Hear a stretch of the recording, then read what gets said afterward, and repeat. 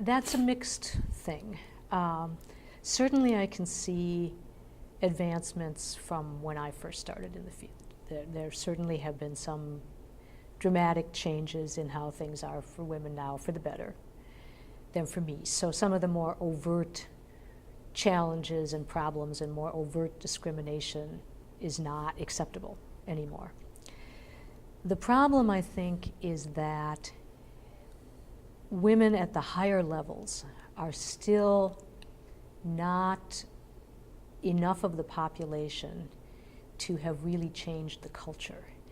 And the culture is still one that often disadvantages women, not by the kind of giant sweeping discriminatory actions that, you know, blocked women from this and that in the past, but from what I guess I would call death by 1,000 cuts.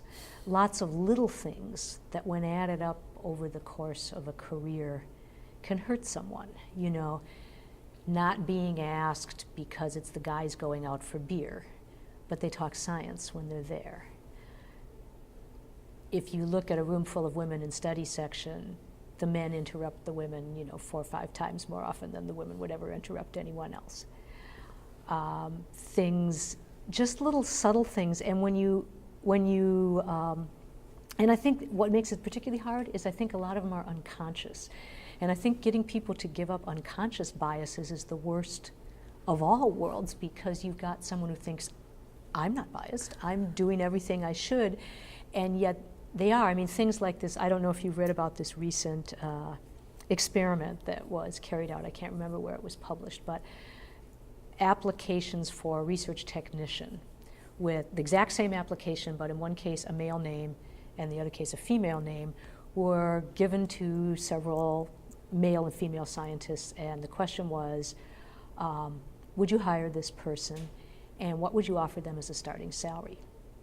And all of the majority of the participants, or the percentages, were that more of the people would hire the man than the woman with the same resume, and they would pay the man, offer the man more than the woman to start, and women also.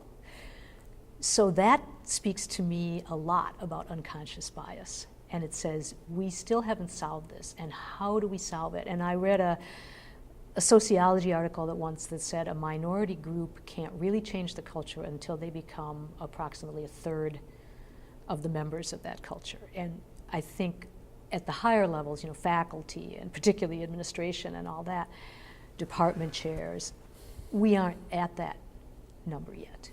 You know, we certainly are in graduate students and postdocs, but then there's a big fall off. So I think we still have work to do. We've come a long way, but we still have work to do.